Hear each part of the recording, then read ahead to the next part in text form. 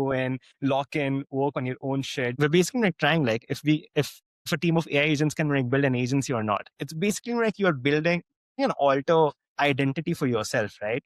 I have worked mostly across with a team of like VCs, go-to-market teams, talent teams. Yeah, like for the last one and a half year, I've been mostly like working with AI teams because anxiety like mostly comes from not having clarity around what you exactly want to do. Hi, Harshil. Thank you very much for like joining this episode of the podcast. It's like super special, of course, to have like this conversation after like all the interesting things that we have been done recently. Maybe as a start, if you want to introduce a little bit yourself and what are you up to like recently? Sure. Thank you so much, Eric. So I was like born in India. I'm currently 23 years old. For the past 5 years, I got like super interested in like into robotics, like since I was a kid, since I was like 14 year old. Uh, like technically like all my high school, I've just like spent my time like building like small miniature robots and going into different technical college competitions for like a lot of like technical events basically. And I used to fly FPV drones as well, so that's how a lot of my projects like basically like got funded. So like FPV like racing competitions where you just like wear like those goggles, you fly those drones like through the racing tracks.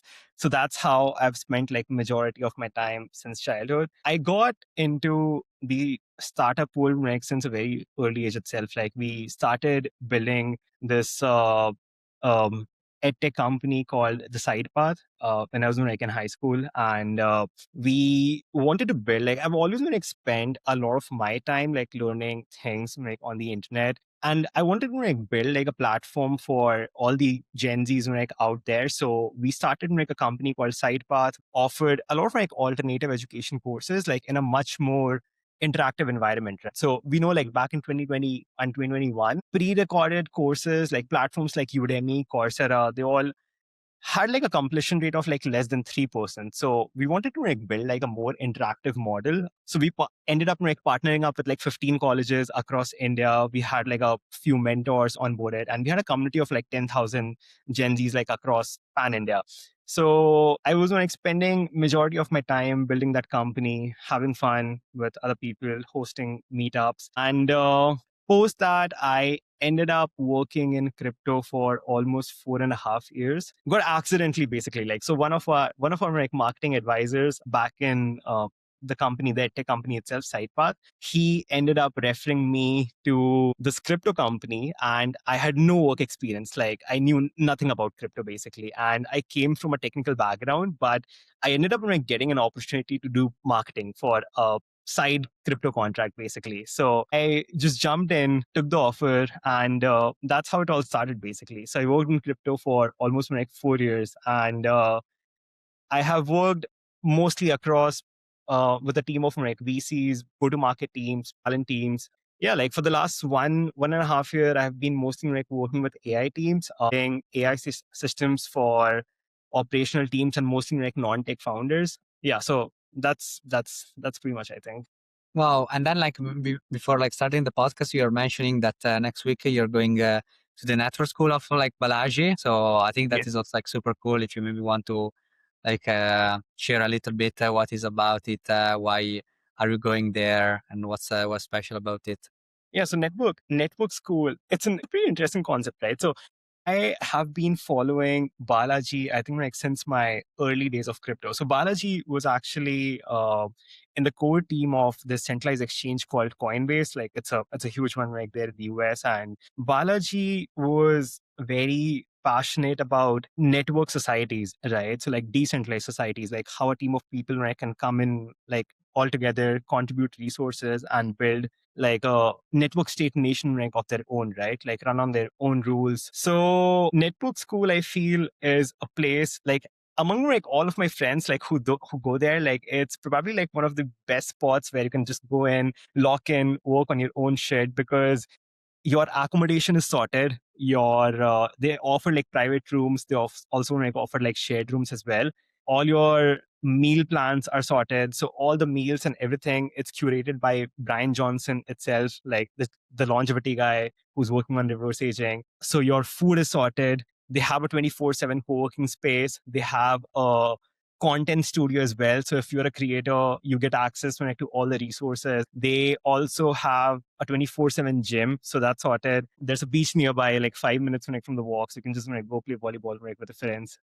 That's another one. And yeah, I mean, like it's in Malaysia. So I mean, like technically I feel like for a lot of my countries, like the visa, like it's not a huge issue. And I feel like that's why the location, like that's why like Balaji like choose the right location. So yeah, and I was like telling you like this before the podcast as well, right? I feel from my personal experience, like whenever I have personally like moved cities, I've never been to like Malaysia before, right? I've spent very less time traveling across Southeast Asia. I've been in India, I've been to the US, and when I was in India, I spent majority of my time living in this hacker house sort of a thingy called Draper Startup House. So that's how I built majority of my friendships over there, because all you do is like come in with your luggage. You already have like a group of friends, people who you can learn from, who you can like interact with.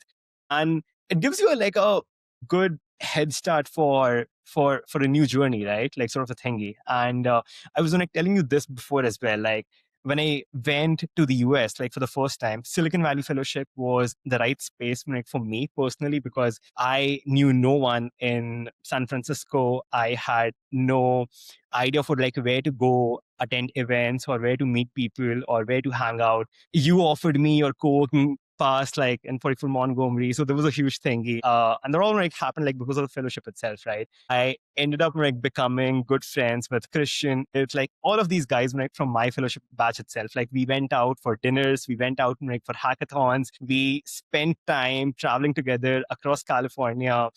And if I would have been there, like just maybe like on a ticket and not knowing like which events like to go to, I would have probably like just spent like maybe like a month just exploring the city, right? So I feel like these places, these curated places, the fellowships and the hacker houses, they always like provide you like with a good boilerplate. So network school, like it's a very similar model. You go there just with your luggage, you land there, you meet people, you do fun things with them, basically. Yeah, Yeah. yeah. And you also like spend some time together, right? You got a room with Elliot and Christian, so you like stayed in San Francisco some more Yeah. time.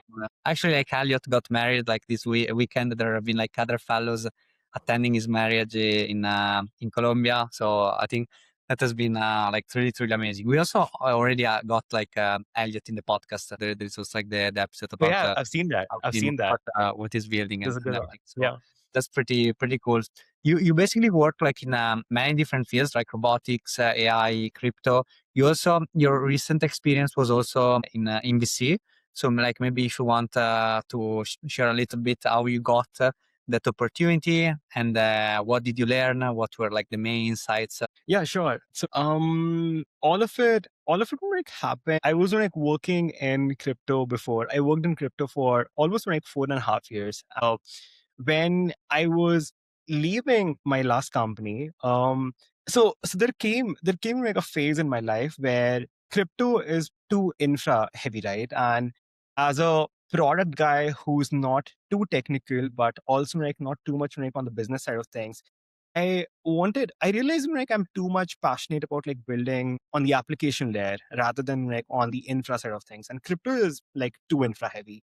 And I feel like the space is evolving. It's gonna like take some time to actually like adapt on the consumer level as well. But I realized like I was like too passionate about like working with operational teams, mapping out their entire operational landscape. And I had always like loved like automating like each bits of my own life, right? So I decided when I was figuring out like what to do next after crypto, especially like on the AI side of things, on the application layer, I realized like if I can build something around productivity, leveraging my own crypto experience and catering to a market where I already have like sort of a credibility. That's when I ended up like starting this agency called Tetris Labs. And what we did is offering like a basic automation agency, like offering automation solutions, but specifically like we niche down crypto teams who are working across like mostly like go to market talent teams and VCs in crypto, because and niching down I feel just like helped us a lot, because what we sold them on is, because I have personally worked in crypto for the last 4.5 years, I sold them on that we know how the processes work, how operational teams work over here. And yeah, that's why they chose us maybe like over any other like random AI automation agency. So I worked on Tetris Labs for almost like an year before I got an offer like from Unruly Capital, like the VC fund. And there was Just like as a side note, like super small world, because like I also met like the guys from Unruly Capital in the office, and then they told me, yeah, there's like this guy Harshil that is working with us, and then I was, no way, it was like a fellow like a few batches ago. Yeah, I know, right? Francesco. Yeah. So that happened, and that also happened because of my experience, like working with VCs in Tetris Labs itself. I kind of like knew like how VCs operate internally, what kind of areas that can easily be either AI accelerated or can be AI automated. I had worked with a bunch of like VCs before, and my last employer in crypto was basically a fundraising agency for crypto teams. So we, like the founder who I used to like work with, had a good network of like VCs across mostly like US, Europe, and Asia. So what we used to do is onboard these founders, like clients who have like no fundraising experience before. We used to like help them like craft their pitch decks, their entire storytelling narrative, how VCs like recognize like patterns, so how they should be creating their decks in a format that is easily digestible by VCs, basically, right? So through that opportunity, I got to work with a lot of VCs and founders as well. So I feel like that experience kind of contributed a bit, but in basically like building these operational AI toolkits and workflows like for VCs, right? Yeah, I met. I think like those are coincident, right? So I actually like met Stefano in a random Slack groups. I remember. So there's this like Slack community called Next Play, and Ben is the founder. He now like works in Notion, and by the way, like, he runs an amazing community. Anyone who's actually looking for any career advice or um, confused about like what to do next, like in their profession, maybe like Next Play is your go-to community. They keep on offering they keep on actually like writing good articles about just like what career to choose, like how to go for it, and what companies are currently raising money and all of like those things, right? So Yeah, I I saw. think it was run right by the Marchione, right? That has been also like a mentor of the fellowship. Like Max Marchione was kind of like working quite a lot on this. Oh, is it? I was not. Max Marchione is like the founder of like Superpower. Maybe it was not in your Oh batch, yeah, but it's been I know, like I know. like a couple times. I met Max and also Aiden ended up like joining Superpower. So we had a. I'm a part of this other community as well, like which Max and Aiden runs. So we actually hosted a dinner at Sean Parker's house in SF. Yeah, that was a huge thing. So yeah, Max now is a Yeah, part of that as well. there is also I think like the episode with him in the YouTube channel of the fellowship, like for the people that want to Right. watch. Right. Yes. I think that's a very helpful community. They keep on. So what happened is Stefano actually posted a random job description that they're looking for a AI wizard for their own company, is because Stefano was technical, but he needed someone who can actually come on board and build a lot of like these like internal tools, sit with the team, figure out where are we spending majority of their time in, and turn into a very AI forward VC, right? So how can we most efficiently utilize AI in our company to like just be more AI native, basically? So I remember like sending a random LinkedIn request like to Stefano, and I hadn't texted him yet, and he dropped me a text like from his own side, and yeah, that's how we like started chatting about it, and we got a call. We talked for about I think like 2 months. I shared him a couple of like things from Tetris Labs, what I was like working on, and that's how it all started. They offered me a position. I ended up like working with the team, like amazing team, for a couple of months before leaving in December. So Yeah, that's That, by the way, is like actually how many opportunity are basically discovered, right? Through like serendipity. I also remember like Elite that basically like started working as an engineer at Wonder because like Luigi, the other fellow of your batch, so basically sold this company to Wonder. He started working there as an engineer, and then he also basically hired Elite in the same company. So like in many cases, like a lot about like serendipity, like maybe the people that you meet like in those places, and then you never know what's gonna lead. You know what, actually, Christian actually recently got a job using a very similar method. So I remember Christian, I was on like an SF in last September last year, and Christian had just come back to SF like from LA, and he had no idea. He just when I came to SF like on a one-way ticket, and he did not know like what to do, like where to join, which company. So he ended up like going to a bunch of like meetups over there. And there's this like huge voice AI company which like recently like raised like a huge round. He ended up like cold DMing the founder, like just like talking like insights. Hey, I would love to like solve this X, Y, and Z things in the company. Yeah, I remember like that's how like he got the job, like next week itself. So I feel massive. Yeah, I think like being proactive and like having high agency is like crucial. It's like literally like a superpower. So maybe in some places like the mentality is not really there, but after you spend some time in Silicon Valley, then you realize that you can just do things, right? You can just like send cold emails, and then even like opportunities like this will appear. So it's Definitely. Definitely. very inspiring. Wow. And so now, of course, like you have been quite involved with like automations for a long time. Now there is like the era of like agents. So what are you like working on at the moment? What are you like super excited about, or like this next wave of like AI agents? I think like especially like with the launch of like OpenClaw, I feel like it kind of like ignited like the passion like in so many builders across like the space. I got so excited to the space, like especially like after the launch of OpenClaw, because I feel like it's one of the first tools like in the market which correctly use the power of my computer vision and gave it like in the hands of consumers, right? Like normal consumers, basically. What I'm most excited about is probably like see more applications right for OpenClaw, because and if we can successfully fix the security issue, integrate like OpenClaw models in enterprises, I think like that's going to be a huge win, right? So I'll tell you a story. Right? I worked with this crypto recruiter itself. Like I've been consulting them for the last 3 years.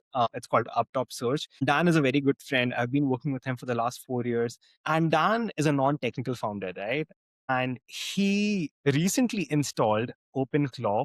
And we had like a team of like AI folks who are actually working on all these like AI workflows, like deploying systems like in the company. And all he does now is text his agent, hey, I want to like work on like build this automation, because the tool already has like all the credentials and everything, right? So he just like now text like his agent, hey, I want to like build this automation workflow, which whenever you receive an email from this particular company, automatically pass it through an LLM model, get the insights, and they use Notion as their CRM. So automatically update our Notion when this XYZ thingy happens, right? Before that, they would go to the automation team, give out the entire PRD, the team would work on that, and that's how it used to happen. And all it takes is now maybe like 5 minutes. So I'm kind of like excited about like more applications like for OpenClaw, like especially like in an enterprise AI world.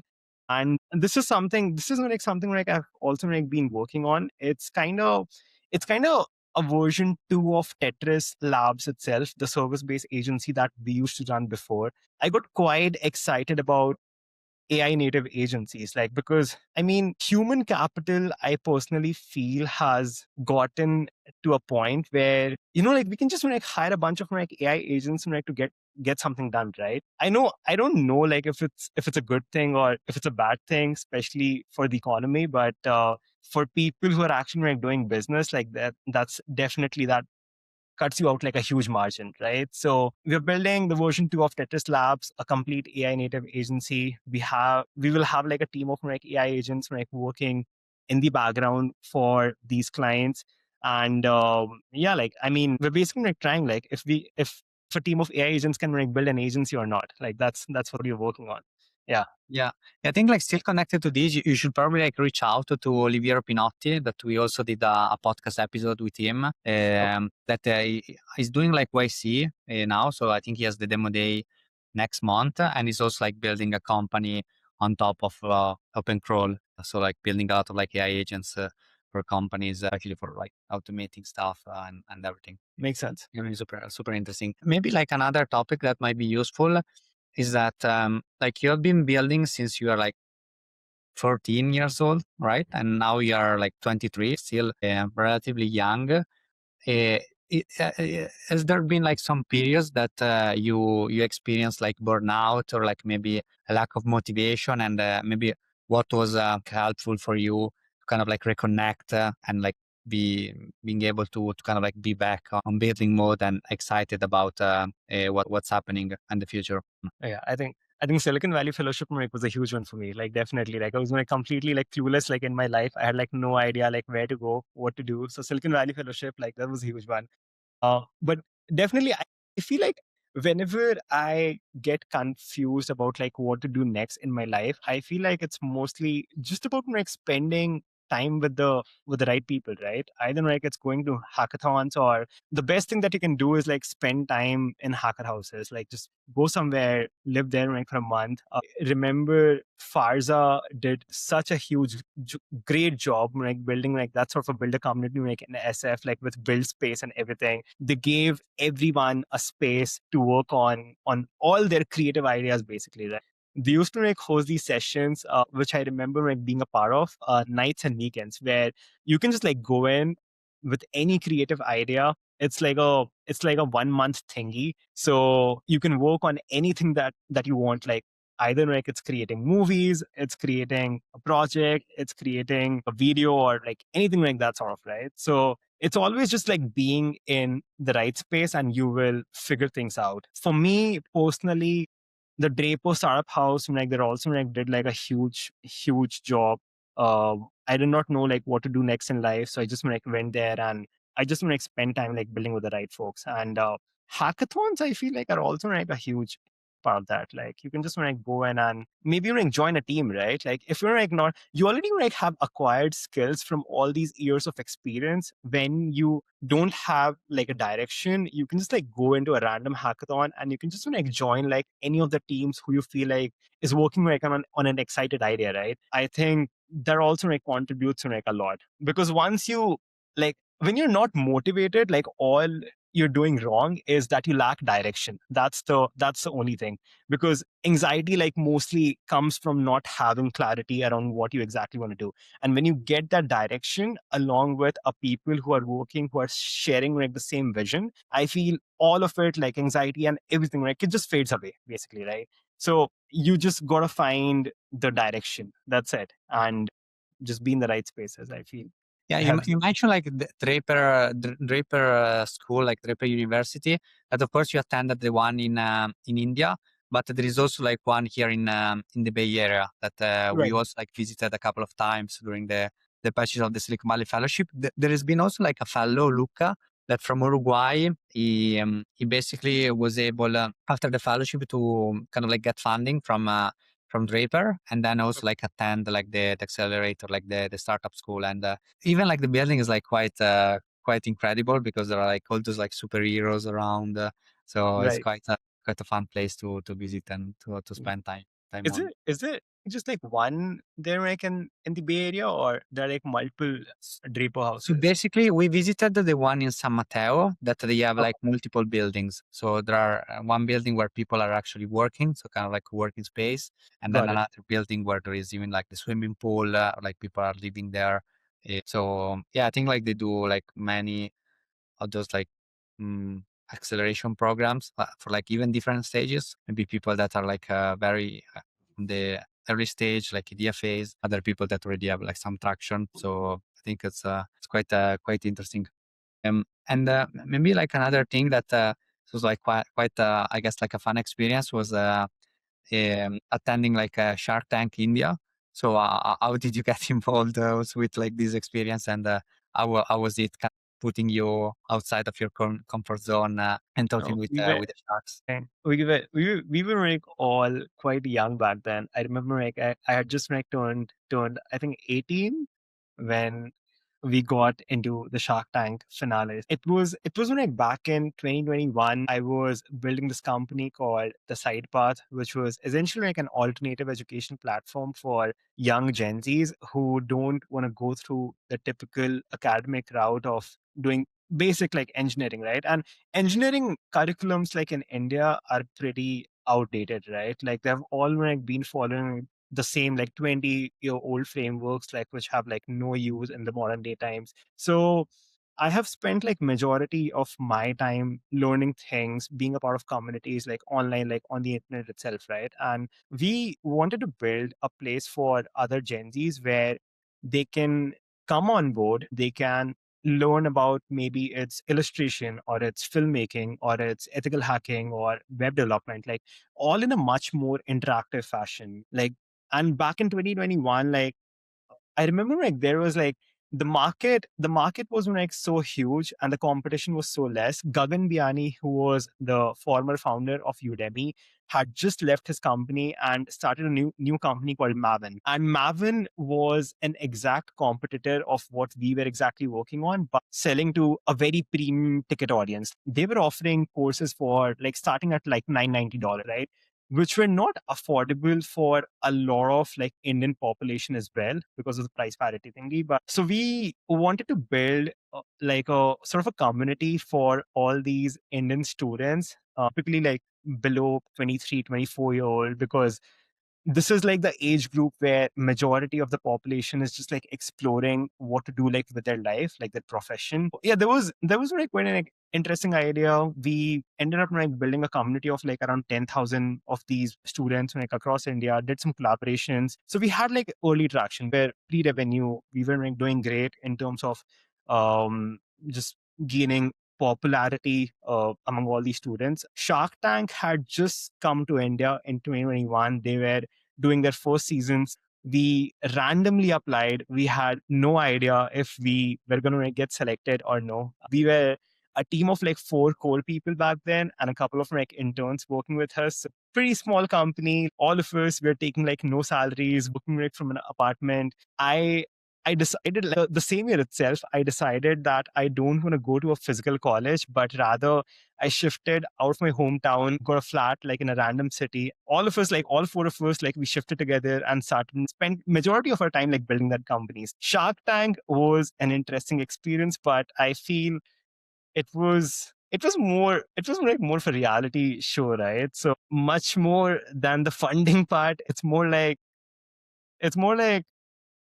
we wanted to make publicity basically. Like there was a main core reason like why we wanted to make appear and like just get selected like for Shark Tank, because yeah, of course, like it's a huge thingy and it's going to be played like on all the local Indian television thingy. So almost like everyone used to like watch Shark Tank back then. So mostly we went in like mostly like for publicity, I guess. There was like the core reason for us. Yeah. Makes sense. Makes sense. And then also, like you spend quite a lot of time thinking about what to build next, especially in the workflows like automation, like being AI native and everything. So, what do you think that is maybe something that is a little bit underestimated by kind of like the general public, and there could be an opportunity that maybe people want to kind of like get deeper, especially for the ones interested in like maybe building a company or at least starting a side project while they are in university or like working full time in another company. What do you think that some interesting ideas that might be cool to explore? I think like even in the YC request for startups, there's been quite a lot of points about, of course, AI native workflows, automations with AI agents. All right. Yeah. Maybe like I think like lately, I mean, like people like are excited about like multiple different things, but OpenClaw definitely has the number one position, and there are like so many applications now being built on top using the OpenClaw framework itself. I like here's like what I've been like doing recently. Like, I got like a basic cheap VPS, a $5 per month plan, which I have like an OpenClaw agent like running on, and I use it daily. It has access like to my Notion. and also like my Gmail, all of like those things. So that agent is like specifically like my daily go-to agent for all the task planning. I just want to give it like a random, I just want to keep on like dumping things in there, right? And it just like knows like what to schedule like on the calendar, what to add to the Notion CRM, like on my task board. It keeps on reminding me all of the like those basic daily tasks, right? And then I have another OpenClaw agent like running on a virtual machine like on my existing Mac itself, which I've been using mostly as a coworker for a lot of like heavy computing tasks. So I feel having a personalized agent or a coworker agent, especially for your company, like it's gonna be a huge win, right? Like if you can create like a different identity and start treating like all these OpenClaw agents as like a personalized employee for your own company and start just like offloading tasks, like it's going to be a huge win. And I feel it's I remember like a lot of times like the main when we were working like on Tetris Labs, a lot of the companies like that we worked with was where indirectly or directly focusing on integrating or maybe aggregating the company ethos in these AI systems, right? Like, how can you train an AI to understand the company culture, how the company works, and do tasks like more proactively, right? Rather than you just like sending an AI agent to do like, or maybe like going on Chat GPT on Claude, and it's more like an active approach. But how does the entire ecosystem looks like when it turns more passive? Like your agent is basically doing tasks even before you go and like tell them to do something, right? It's basically like you're building an alter identity for yourself, right? Or maybe like your entire team. Like, so working and spending time on training these AI systems to be more trained on the company ethos and culture, I think that's going to be a huge win for companies and having these coworker agents. Yeah, and maybe like just like having these like as coworkers basically, and just like start dumping them tasks. Yeah, that's Yeah. something like I'm kind of excited about, and I feel like people are like paying shit ton of money like to these agencies and like setting them up like open pro agents and all. So yeah, definitely. Yeah, especially like in for sure, like those things are gonna have like a huge impact on like employment rate, right? So there is Dario Modei even like talking about there are gonna be, I don't know, half the population employed just in a few years. Maybe time is a subject has some like more longer like time horizon. So what do you think that maybe would be, I don't know, the best approach for like maybe young people, so still in school or like just new grads for, or like even people that are like more senior to kind of like keep, keep being relevant, keep being kind of like a value added, right, for society. So it would be like on one end, kind of like understanding what's going to be valuable in a world where like intelligence becomes cheap and it becomes kind of like democratized to like everybody. And so what how would you like spend time even in your first when you were like 18 years old, you decided not to attend university and you developed like skills in like many different sectors, kind of like traveling, doing different experiences. So what do you think would make sense like to do today? Yeah. Maybe maybe like if I like think about it, building industrial taste is such a huge thing because like I feel a lot of like the young population, including me, like what I did like back then was like spent like so much time like on learning like all of these like hard skills, which can now be easily like done like in a couple of like minutes itself, right? So I feel like a huge amount of like population just like end up focusing on building these hard skills rather than building industrial taste, right? And this is, I feel like, where research teams and people like working like in research, like they kind of like are on like in sort of on sort of a pedestal, right? Because they know the industry in and out, and also like knowing the behavioral patterns.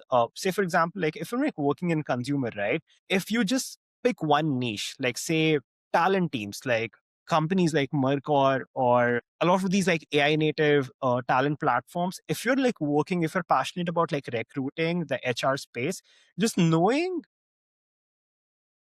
how the consumer functions, the insights into the behavioral patterns of like what people exactly want.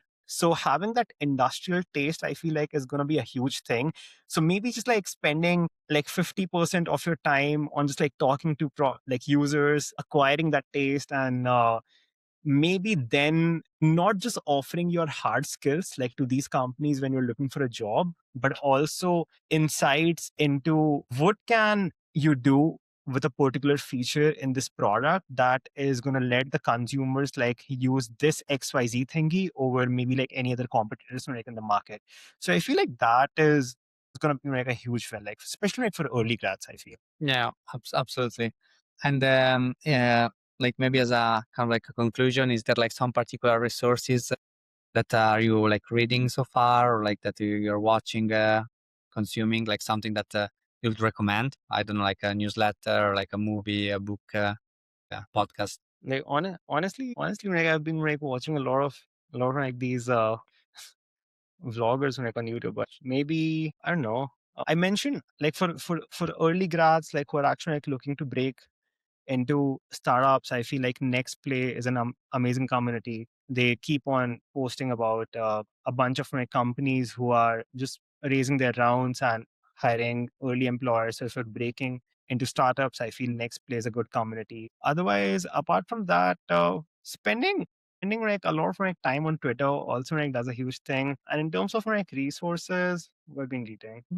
Sublime is a tool which I've like recently discovered. I got like a premium annual membership for that. Like Sublime is an amazing knowledge tool for creators and people who read a lot on internet. Like it has an amazing set of like resources. I don't think like it's a very low key app. The URL is sublime.app. So that's personally I've been also every as a media company, they write an amazing set of articles and they also like, keep on doing workshops related to AI. So if you are a founder, even a non-technical founder who's looking to explore AI systems and how you can be benefited out of it, I think every has a set of amazing guides. Maybe that, and yeah, I don't like I don't like think more about it. I just keep on like reading a bunch of like random things on the internet, but yeah, maybe that could be a few. Yeah, yeah. For me, it's a lot about like maybe group chats, so like maybe friends like